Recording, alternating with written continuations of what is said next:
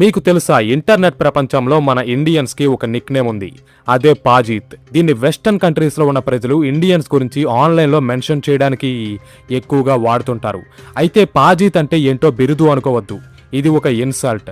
ఎప్పుడో 20 సంవత్సరాల క్రితం అమెరికన్ కాల్ సెంటర్లో పనిచేసిన ఓ ఇండియన్ వీడియోని చూపించి మన నమ్మకాల మీద, కల్చర్ మీద, జీవన శైలి మీద చీప్ జోక్స్ వేసి నవ్వుకుంటారు. అంతేకాదు, సంబంధం లేని బాలీవుడ్ డ్యాన్స్ సీన్లు, ఫిజిక్స్ లేని ఫైట్లు, మురికివాడలు, రద్దీ రోడ్లు, పేదరికం వంటి వీడియోస్ని సర్క్యులేట్ చేస్తూ ఇండియా అంటే ఇంతే, ఇంకేమీ లేదు అన్నట్టుగా చాలా సింపుల్గా కొట్టిపడేస్తారు. అయితే వెస్ట్ ఇండియా మీద జోకులు వేస్తూ కూర్చున్న టైంలో ఇండియా సైలెంట్గా మొత్తం వెస్ట్నే కొనేసిందని మీకు తెలుసా? ఎస్, మీరు విన్నది నిజమే. వెస్టర్న్ ప్రజలు రాయల్టీకి సింబల్ గా భావించే జాగ్వార్ అండ్ ల్యాండ్ రోవర్ ఇప్పుడు ఒక ఇండియన్ కంపెనీ. యూకే జనాభాలో 60% మంది కన్స్యూమ్ చేసే టెట్లీ టీ ఇప్పుడు ఒక ఇండియన్ కంపెనీ. యూరప్ లోనే అతిపెద్ద ట్రక్ మ్యానుఫ్యాక్చరర్ అయిన ఐవీకో ఇప్పుడు ఒక ఇండియన్ కంపెనీ. అలాగే 103 సంవత్సరాల చరిత్ర కలిగిన అమెరికన్ ఫార్మా జెయింట్ ఆర్గనాన్ కూడా ఇప్పుడు ఒక ఇండియన్ కంపెనీనే. ఈ వీడియోలో మీకు మెయిన్ స్ట్రీమ్ మీడియాలో ఎక్కడా కవర్ చేయని ఇన్ఫర్మేషన్ అందిస్తాను. ప్రపంచం మొత్తానికి సర్వీసెస్ అందించే వెస్టర్న్ కంపెనీస్ ఇప్పుడు ఎలా ఇండియన్స్ కోసం పనిచేస్తున్నాయో ఎక్స్ప్లెయిన్ చేస్తాను.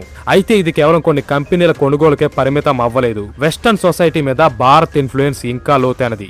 సో పూర్తి ఇన్ఫర్మేషన్ తెలుసుకునేందుకు ఈ వీడియోని చివరి వరకు చూడండి.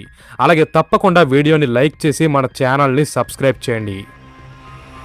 ఇదంతా కూడా 2006లో జరిగిన ఒక గేమ్ చేంజింగ్ డీల్తో మొదలైంది. రాజస్థాన్లో సరిగ్గా ఎలక్ట్రిసిటీ కూడా ఉండని ఓ గ్రామంలో పుట్టిన లక్ష్మీ మిట్టల్ ఆ సంవత్సరం మొత్తం యూరోప్లోనే లార్జెస్ట్ స్టీల్ మేకర్ అయిన ఆర్సెలర్ కంపెనీని టేక్ ఓవర్ చేశారు. అప్పుడు దీన్ని ఎవ్వరూ పట్టించుకోలేదు. కానీ 19 ఏళ్లు గడిచేసరికి ఇప్పుడు అదే ఆర్సెలర్ మిట్టల్ ప్రపంచంలోనే అతిపెద్ద స్టీల్ మేకింగ్ ఆర్గనైజేషన్ గా మారింది. అయితే దాన్ని నడిపేది ఒక ఇండియన్ ఫ్యామిలీ. నెక్స్ట్ 2008లో టాటా మోటార్స్, జాగ్వార్ మరియు ల్యాండ్ రోవర్ కంపెనీస్ ని ఫోర్డ్ దగ్గర నుంచి $2.3 బిలియన్ కి కొనుగోలు చేసింది. అయితే అప్పటికా రెండు కంపెనీలు తీవ్రమైన నష్టాల్లో ఉన్నాయి. సో బిజినెస్ సర్కిల్స్ లో అందరూ కూడా ఈ రెండు కంపెనీలతో పాటే టాటా మోటార్స్ కూడా అప్పుల్లో కూరుకుపోతుంది అనుకున్నారు. బట్ టాటా బీయింగ్ టాటా వాళ్ళ అంచనాలకు పూర్తి ఆపోజిట్ లో రిజల్ట్స్ ని తీసుకొచ్చారు. టాటా ఈ రెండు కంపెనీస్ లోకి పెద్ద మొత్తంలో రీసెర్చ్ అండ్ డెవలప్మెంట్ ని, క్యాపిటల్ ని పుష్ చేయడంతో పాటు వాటిని ఇంటర్నేషనల్ గా బాగా ప్రమోట్ చేశారు. ఫలితంగా ఈ రోజు నార్త్ అమెరికా, చైనా, యూరప్ వంటి ప్రాంతాల్లో ఈ కార్స్ లగ్జరీ అండ్ స్టేటస్ కి సింబల్ గా మారాయి. కానీ వాటిని రన్ చేసేది ఒక ఇండియన్ కంపెనీ అయిన టాటా మోటార్స్. అయితే ఇది శాంపుల్ మాత్రమే, ఎందుకంటే ఇప్పుడే కథ ఇంకా ఇంట్రెస్టింగ్ గా మారుతుంది. ఒకసారి లండన్ ని చూడండి. నగరాన్ని కాదు, బట్ ఆ నగరం యొక్క ఓనర్షిప్ రికార్డ్స్ ని. బ్రిటన్ రాజధాని అయిన లండన్ లో ఇప్పుడు బ్రిటిష్ వాళ్ళకన్నా భారతీయులకే ఎక్కువ ఆస్తులు ఉన్నాయి. అయితే ఇవేవో ర్యాండమ్ అపార్ట్మెంట్స్ అనుకుంటే పొరపాటే. లక్ష్మీ మిట్టల్ కి లండన్ లోని కెన్సింగ్టన్ ప్యాలెస్ గార్డెన్స్ లో 15 బెడ్రూమ్స్ ఉన్న ఓ భారీ లగ్జరీ మ్యాన్షన్ ఉంది. దీన్ని అక్కడ చాలా మంది తాజ్ మిట్టల్ అని పిలుస్తుంటారు. హిందూజా బ్రదర్స్ 2023లో సెంట్రల్ లండన్ లోని ఓల్డ్ వార్ ఆఫీస్ ని 350 మిలియన్ యూరోస్ కి కొనుగోలు చేశారు. రెండవ ప్రపంచ యుద్ధం టైంలో యూకే ప్రధాని విన్స్టన్ చర్చిల్ ఇక్కడ నుంచే ఆదేశాలు ఇచ్చేవాడంట. కానీ హిందూజా బ్రదర్స్ ఇప్పుడు దాన్ని రాఫేల్స్ అనే హోటల్ గా మార్చేశారు. అయితే ఇది కేవలం ఒక్క యూకేకే పరిమితం కాలేదు. మనం గనక సరిగ్గా గమనిస్తే ఇదే ప్యాటర్న్ మొత్తం యూరోప్ అంతటా కనిపిస్తుంది. జిందల్ గ్రూప్ ఇప్పుడు జర్మన్ ఇండస్ట్రీకే గుండెకాయ లాంటి థైజన్ గ్రూప్ స్టీల్ డివిజన్ ని కొనేయాలని చూస్తుంది. జైడస్ లైఫ్ సైన్సెస్ ఫ్రాన్స్ లోనే అతిపెద్ద ఆర్థోపెడిక్ మ్యానుఫ్యాక్చరర్ ని టేక్ ఓవర్ చేసింది. యూరోప్ లోకి ఇండియన్ కంపెనీస్ యొక్క M&A ఒక 2025 సంవత్సరంలోనే 54,000 కోట్ల రూపాయలని చేరుకుంది. బిజినెస్ ప్రపంచంలో M&A అంటే ఒక కంపెనీ మరొక కంపెనీని కొనుగోలు చేయడం. దీనివల్ల కంపెనీ యొక్క ఓనర్షిప్ మారుతుంది అండ్ వాటి లాభాలు మరో చోటికి ఫ్లో అవుతాయి. దీన్ని ఒకసారి చేస్తే అది వ్యాపారం అవుతుంది. కానీ దీన్ని ఒక సంవత్సరం తర్వాత ఇంకో సంవత్సరం ఒక ఖండం మొత్తం చేసుకుంటూ పోతే అది ఒక సామ్రాజ్యాన్ని నిర్మించడం అవుతుంది. అయితే ఇది కేవలం ఒక యూరప్తోనే ఆగిపోలేదు. ఆదిత్య బిర్లా గ్రూప్ అమెరికాకు చెందిన నోవలిస్ అనే ఓ భారీ అల్యూమినియం కంపెనీని సొంతం చేసుకుంది. ఈ కంపెనీ మొత్తం ప్రపంచానికి అవసరమైన 58% అల్యూమినియం ప్రోడక్ట్స్ ని అందిస్తుంది. అలాగే ముంబై బేస్డ్ సన్ ఫార్మా ఇప్పుడు అమెరికాలోనే ఓల్డెస్ట్ ఫార్మాస్యూటికల్ మ్యానుఫ్యాక్చరర్ అయిన ఆర్గనాన్ కంపెనీని $12 బిలియన్ డీల్తో మెర్జ్ చేసుకోబోతుంది. ఈ రోజు అమెరికాలో ఉపయోగిస్తున్న 50% జెనరిక్ మెడిసిన్స్ ని డాక్టర్ రెడ్డి, లూపిన్, సిప్లా వంటి ఇండియన్ కంపెనీసే ఎక్స్పోర్ట్ చేస్తున్నాయి. ఇది గత 20 సంవత్సరాలుగా నిర్మాణంలో ఉన్న సిస్టమ్ అండ్ ఇప్పుడు ఈ సిస్టమ్ ఫుల్ యాక్సలరేషన్ లో ఉంది. అయితే కంపెనీలను కొనడం అనేది ఇక్కడ సగం స్టోరీ మాత్రమే, ఎందుకంటే వాటిని రన్ చేయడంలోనే మిగతా సగం ఉంది. ఫార్చ్యూన్ 500 గా చెప్పుకునే 500 కంపెనీస్ లో 25% కంపెనీలకి ఒక్క ఇండియన్ ఆరిజిన్ వ్యక్తులే ఇప్పుడు CEOs గా ఉన్నారు.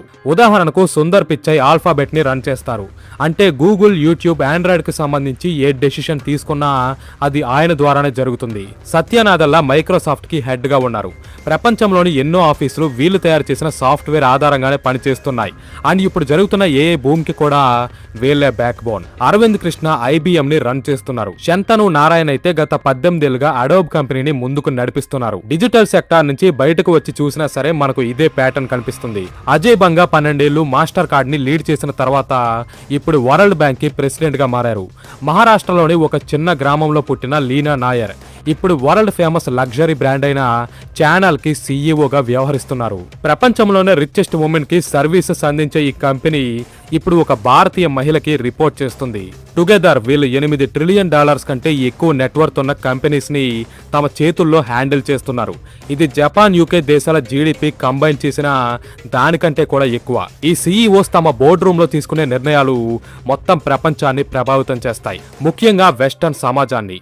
అక్కడి కంపెనీలు ఏ సాఫ్ట్వేర్ ద్వారా రన్ అవ్వాలి, ఏ స్మాల్ బిజినెస్లకి లోన్ రావాలి, ఈ క్వార్టర్లో అక్కడి ప్రజల పెన్షన్ ఫండ్ పెరుగుతుందా తరుగుతుందా, ఇలా మొత్తం వాళ్ళ మీదే ఆధారపడి ఉంది. వినడానికి చాలా బాగుంది కాదు. అయితే వీళ్ళంతా ఇండియా నుంచి బయటకు వెళ్లిపోయి వెస్టర్న్ ఆర్గనైజేషన్స్ లో పనిచేస్తున్నారు. ఎందుకంటే 20-30 సంవత్సరాల క్రితం గ్లోబల్ పవర్ అక్కడే ఉండేది కాబట్టి. వీళ్ళు మళ్ళీ ఇప్పుడు హైదరాబాద్ లేదా బెంగళూరుకి వచ్చే అవకాశం లేదు. కానీ ఇండియాలో ఇప్పుడు తయారవుతున్న కొత్త జనరేషన్ మాత్రం దీనికి పూర్తి భిన్నంగా ఆలోచిస్తున్నారు. వాళ్ళు దేశంలోనే ఉంటున్నారు, ఇక్కడే తమ మార్కెట్స్ ని విస్తరించుకుంటూ ఆ సేమ్ వెస్టర్న్ సంస్థలనే కొనేయాలని చూస్తున్నారు. వీడియోని ఎప్పటి వరకు చూస్తే ఖచ్చితంగా ఛానల్ ని సబ్స్క్రైబ్ చేయండి, ఎందుకంటే ఇలాంటి అనాలిసిస్ మీకు మరెక్కడా దొరకదు. ఇండియా ఇప్పుడు యంగ్ గా ఉంది. అది ఎంతలా అంటే ప్రస్తుతం మన దేశంలో మీడియన్ ఏజ్ 28గా ఉంటే యూరోప్లో అది 44, జపాన్లో 49గా ఉంది. ఒక పక్క వరల్డ్స్ ఫ్యాక్టరీగా చెప్పుకునే చైనా జనాభా సంవత్సరానికి కొన్ని మిలియన్ల చొప్పున తగ్గిపోతుంది. చైనాలో ఈ పతనం నెక్స్ట్ 30 ఏళ్ల వరకు కొనసాగుతుంది. మరో పక్క ధనిక వెస్టర్న్ కంట్రీస్ లో కూడా సేమ్ సిచ్యువేషన్. ఈ దేశాల్లో వర్క్ ఫోర్స్ ఎంత వేగంగా అయిపోతుందో ఇండియాలో అంతే వేగంగా పెరుగుతుంది. అయితే సైజ్ ఒక్కటే ఇక్కడ గొప్ప విషయం కాదు. ఇండియా ప్రస్తుతం సంవత్సరానికి 15 లక్షల మంది ఇంజనీర్స్ ని తయారు చేస్తుంది. ఇప్పటి వరకు మనం చెప్పుకున్న సంస్థల్ని ముందుకు తీసుకెళ్తున్న పవర్ హౌస్ వీళ్లే. బట్ టాలెంట్ ఒక్కటే కూడా ఒక దేశాన్ని ఎంత ఫాస్ట్ గా డెవలప్ చేయదు. ఇక్కడ అసలు యాక్సలరేటర్ ఇండియన్ గవర్నమెంట్. 15 ఏళ్ల క్రితం వరకు మన దేశంలో సగం మంది అడల్ట్స్ కు అసలు బ్యాంక్ అకౌంట్సే లేవు. కోట్ల మంది దేశ ఎకానమీతో సంబంధం లేకుండా జీవించేవాళ్ళు. దీనివల్ల వాళ్ళు సబ్సిడీస్, వెల్ఫేర్ స్కీమ్స్ వంటి ఎన్నో బెనిఫిట్స్ ని కోల్పోయేవారు. అయితే అప్పుడే భారతదేశం ఒక విప్లవాన్ని స్టార్ట్ చేసింది. దేశంలోని ప్రతి సిటిజన్ కి ఒక బయోమెట్రిక్ ఐడిని ఇవ్వడంతో పాటు 50 కోట్ల బ్యాంక్ అకౌంట్స్ ని ఓపెన్ చేసి ఆ ఐడితో కనెక్ట్ చేసింది. వీటన్నింటిపైన UPI, యూనిఫైడ్ పేమెంట్స్ ఇంటర్ఫేస్ అనే ఒక ఫ్రీ పేమెంట్ ప్లాట్ఫామ్ ని అందుబాటులోకి తెచ్చింది. ఫలితంగా ఇప్పుడు UPI ఒక రోజుకి 640 మిలియన్ ట్రాన్సాక్షన్స్ తో వీసా, మాస్టర్ కార్డ్ వంటి గ్లోబల్ కంపెనీస్ ని కూడా ఓవర్టేక్ చేసింది. UPI లాంటి సర్వీసెస్ వల్ల నేడు రైతులకి మిడిల్ మెన్ ఇబ్బంది లేకుండా క్యాష్ నేరుగా వాళ్ళ అకౌంట్స్ లోనే క్రెడిట్ అవుతుంది. కేవలం 10 ఏళ్లలోనే 100 కోట్ల మంది ప్రజలు దేశ డిజిటల్ ఎకానమీలో భాగమయ్యారు. అయితే భారతదేశం ప్రపంచ మార్కెట్ కి దూరంగా ఉంటే ఈ పనులన్నింటికీ కూడా ఎటువంటి వాల్యూ ఉండదు. అందుకే గత 5 ఏళ్లుగా అమెరికా, చైనా ఒకరి మీద ఒకరు ట్రేడ్ వార్స్ చేసుకుంటూ ఉంటే ఇండియా మాత్రం సైలెంట్ గా UK, UAE, ఆస్ట్రేలియా, న్యూజిలాండ్ వంటి కీలక దేశాలతో ట్రేడ్ అగ్రిమెంట్స్ చేసుకుంది. ఈ సంవత్సరం జనవరిలో ఇండియా, యూరప్ మధ్య మదర్ ఆఫ్ ఆల్ డీల్స్ అనే అతిపెద్ద ట్రేడ్ డీల్ జరిగింది. అండ్ భవిష్యత్తులో అమెరికాతో గనక ఒక అగ్రిమెంట్ కుదిరితే అప్పుడు వరల్డ్ లోనే లార్జెస్ట్ కన్స్యూమర్ మార్కెట్స్ అయిన US, UK, EUతో ఒకేసారి వ్యాపారం చేసే అవకాశం ఇండియన్ కంపెనీస్ కి వస్తుంది. మరో పక్క చైనా నుంచి తమ పెట్టుబడుల్ని వెనక్కి తీసుకోవాలి అనుకుంటున్న గ్లోబల్ మ్యానుఫ్యాక్చరర్స్ కి కూడా ఇప్పుడు ఎక్కువ ఆప్షన్స్ కనిపించట్లేదు. వియత్నాం ఎక్స్పెన్సివ్ గా మారింది. మెక్సికో ఆల్రెడీ పరిశ్రమలతో నిండిపోయింది. ఇప్పుడు చైనా లాంటి scale, work force, political stability ఉన్న దేశం ఇండియా మాత్రమే. అందుకే ఇండస్ట్రీస్ ఇప్పుడు ఇండియాకి క్యూ కడుతున్నాయి. టాలెంట్ ఉన్న జనాభా, అభివృద్ధి చెందుతున్న ఎకానమీ, ప్రపంచంతో కనెక్ట్ చేసే ట్రేడ్ అగ్రిమెంట్స్, ఇవన్నీ ఇప్పుడు దేశంలో ఒకేసారి జరుగుతున్నాయి. అందుకే చరిత్రలో మొదటిసారి భారత్ ఇప్పుడు వెస్టర్న్ కంట్రీస్ తో పోటీ పడటం కాదు, బట్ వాళ్ళనే అధిగమిస్తుంది. మీకు గనక సరిగ్గా గుర్తుంటే 2025 సెప్టెంబర్లో అమెరికా ప్రెసిడెంట్ డొనాల్డ్ ట్రంప్.